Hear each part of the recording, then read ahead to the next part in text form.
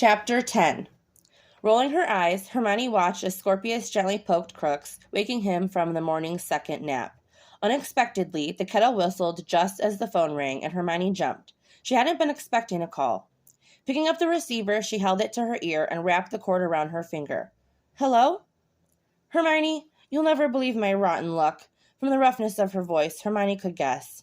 "I'm ill and contagious." "Oh, that's all right. I can take the day off. The shop is fully staffed today." Clara cleared her throat. "Or you might find it beneficial to allow Draco to watch Scorpius for the day again. Things are getting serious, aren't they?"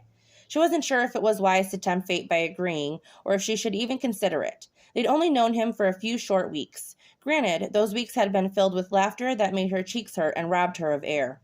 "What are you implying?" Scorpius snickered as Crooks rolled onto his back, baring his belly for tummy rubs. It was a trap, but her son fell for it every time, and their oversized cat nipped at his hands. "How would you like it if I bit you?" "Don't bite, Crooks," Hermione hissed, turning back to the phone. Clara sighed. "You're getting rather close, and that's wonderful, but eventually you'll need to introduce your relationship to Scorpius. Now, that's not to say that you should do that immediately, but preparing for it wouldn't be a bad thing." "I don't know." Hermione chewed her bottom lip.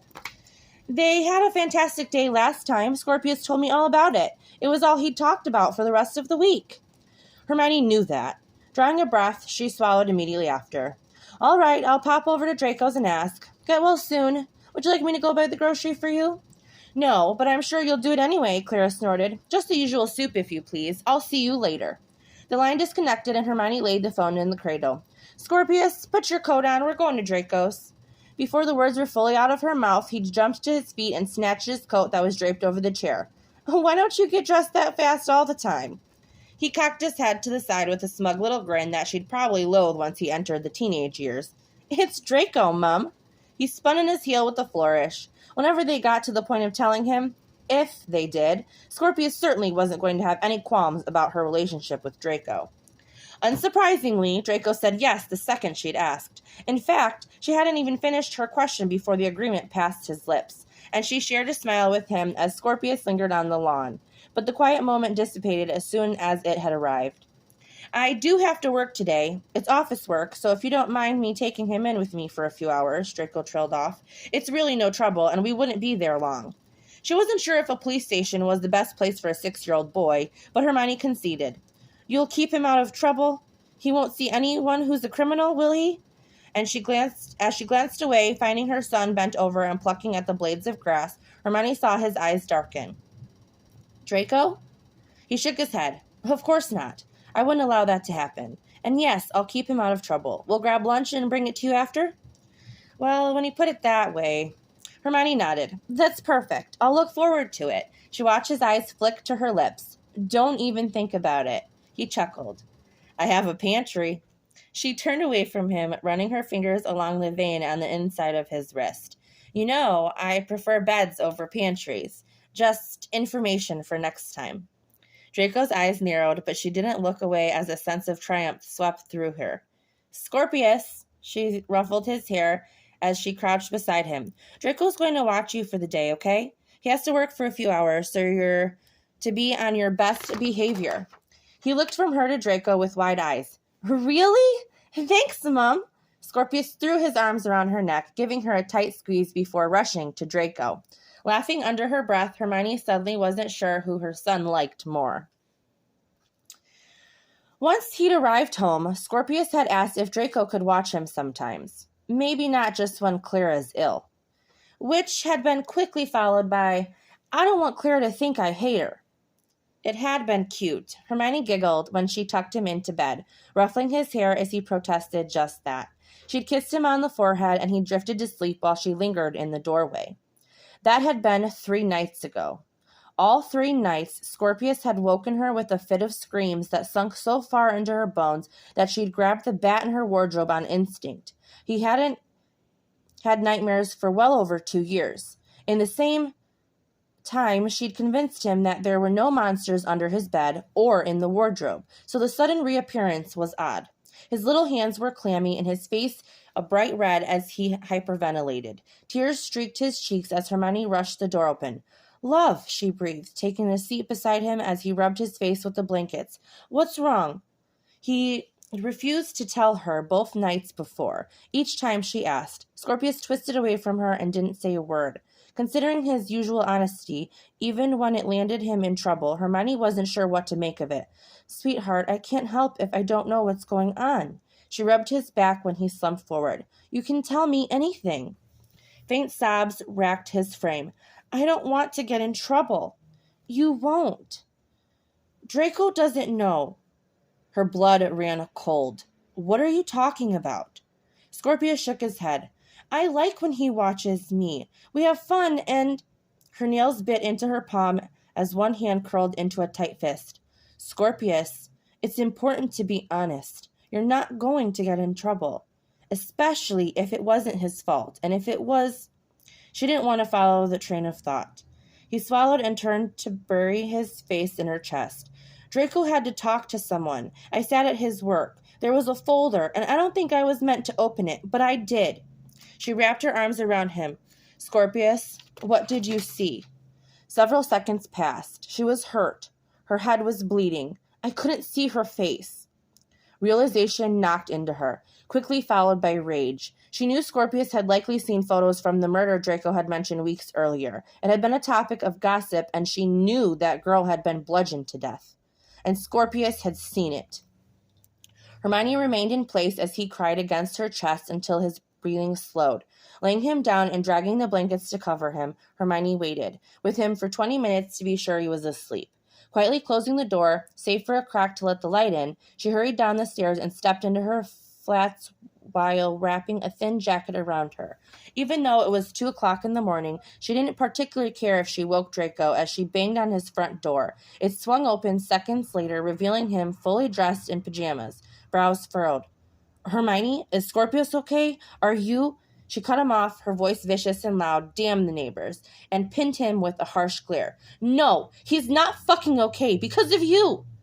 All the color drained from his face as Draco held up his hands. Wait, I haven't done anything? Hermione finished with the hiss. I think you and I both know that's not true. I can't believe I let him go to work with you. In fact, I can't believe I trust my son with you at all. Draco flinched. Hermione, I don't know what's going on, but I would never intentionally hurt Scorpius. Sincerity coated each word, and somehow that made it even worse.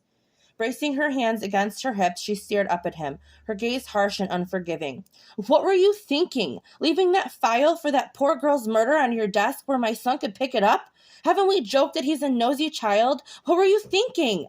Each word was emphasized, almost a growl. He squeezed his eyes shut, fingers closing around the frame of the door. I had no idea.